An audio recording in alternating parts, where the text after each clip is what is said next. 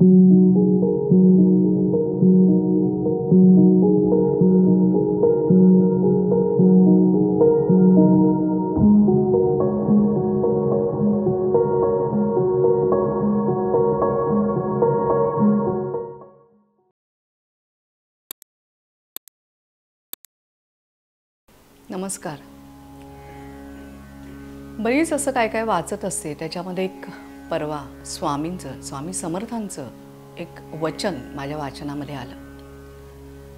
त्याच्यामध्ये त्यांनी असं म्हटलं होतं की समोत्तल मनासारखं व्रत नाही आणि समाधानासारखं सुख नाही. किती सोपी वाटतात आपल्याला ही वाक्य वाचायला.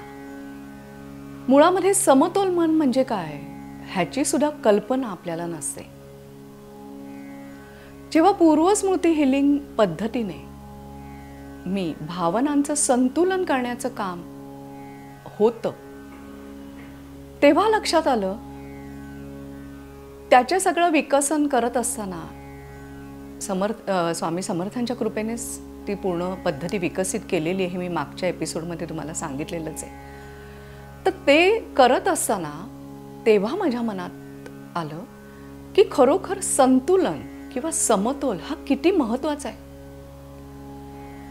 कारण आपण कुठे जन्माला यावं, आपल्या आजूबाजूची परिस्थिती काय असावी ह्याच्यावरती जसा आपला नियंत्रण नाही, तसं जन्माला येताना काय पद्धतीची विचारधारा आपण घेऊन यावी आणि त्याच विचारधारेतनं आजूबाजूचे जे काही अनुभव आपल्या आजूबाजूला घडत असतात, ज्या घटना घडत असतात, ते आपण कसे टिपावे हेही आपल्या हातात नाही. एकच घटना दोन माणसं वेगवेगळ्या प्रकारे त्याचा विचार करतात किंवा वेगवेगळ्या पद्धतीने बघतात. एखाद्या माणसाला त्यातली कमतरता जाणवेल, तर एखाद्या माणसाला त्यातली जे काही मिळालंय ते जाणवेल. हा ज्याच्या त्याचा दृष्टिकोन आहे आणि तो आपसूक आपल्या सगळ्या आपल्यावर होणाऱ्या संस्कारांमधून, विचारांमधून हा घडत जातो. कोणी आपण मुद्दामून असा दृष्टिकोन ठेवायचा, अशाच पद्धतीने बघायचं असं म्हणून करत नाही. ते नकळतपणे होत जातं. कारण ज्या भावना अनेक भूतकाळाच्या घटनांमधून आपल्यामध्ये साठलेल्या असतात, त्याचा जर योग्य प्रकारे निचरा झाला नाही तर कुठल्याही माणसाकडे बघण्याची आपली वृत्ती एक पर्टिक्युलर प्रकारची होते किंवा कुठलाही प्रसंग हाताळायची जी काही आपली क्षमता असते किंवा जी काही पद्धत असते ती होते. कोरोनाच्या काळामध्ये आपण बरीच जणांची व्हरायटी बघितली बघा. वेगवेगळ्या लोकांची आपण वृत्ती बघितली. कोरोना हा सगळ्यांनाच सारखाच फेस करायला लागला. सगळ्यांना सारखेच प्रॉब्लेम आले. पण काही जण त्याच्यातनं एकदम डिप्रेशन मोडमध्ये गेली. खूप त्यांना भीती वाटायची, अँझायटी वगैरे सारखे आजार झाले त्यांना. अर्थात काहींच्या बाबतीमध्ये अत्यंत वाईट घटना घडल्या हे विसरून चालणार नाही. पण त्याच वेळेला काहींनी ह्याच्यातून लोकांना मदत करण्याचा एक वेगळा वसा ज्यांना मिळाला, लोकांनी मदत केली. काही जणांनी अनेक यूट्यूब चॅनल सुरू केली. बरंच काय काय झालं. सो आलेलं संकट तुम्ही कशा प्रकारे बघता ह्याच्यावरून तुमच्या मनामध्ये समतोल वृत्ती किती हे कळतं. पण हे जर सगळं मला कळलं असतं तर मी माझ्यामधला ही जी काही त्रुटी आहे ती दूर करायचा प्रयत्न केला असता की नाही. पण मलाच कळत नाही. मी प्रत्येक घटनेचा कसा काय इम्पॅक्ट स्वतःवर करून घेतो, कसा परिणाम करून घेतो हे मलाच कळत नाही. बरं, समतोल मन माझं नसल्यामुळे प्रत्येक वेळेला मी कुठल्या तरी भावनेमध्ये वाहत जाऊन विचार करत राहिल्याने माझी वृत्ती पण तशी बनते. आणि मग त्यामुळे समाधान ह्याच्यामध्ये सगळ्यात सुख आहे असं जे स्वामी पुढचं वाक्य म्हणतात, तोपर्यंतचा आपला प्रवास हा खूप कठीण होऊन जातो. आपल्याला मनोमन पटत असतं की मी कसं वागायला पाहिजे. स्वामी सांगतात ते खरं आहे, मी खरोखर समाधानात राहायला पाहिजे.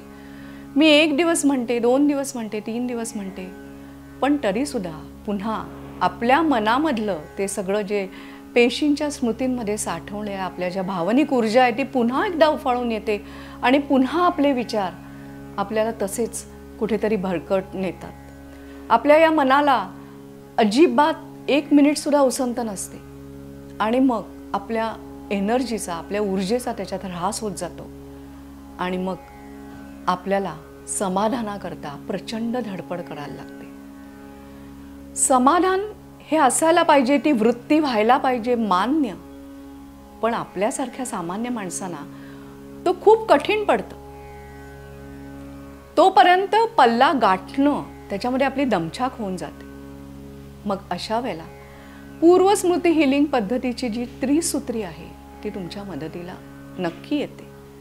जो काही तुमचा आध्यात्मिक तुम्हाला प्रगती करायची आहे किंवा तुमच्या कुठल्या आयुष्यातल्या छोट्या मोठ्या समस्या आहेत, त्या समस्यांवर काम करणारी ही त्रिसूत्री जर तुम्ही अवलंबलीत तर नक्कीच तुम्ही तुमच्या मनाचा समतोल मिळवू शकता.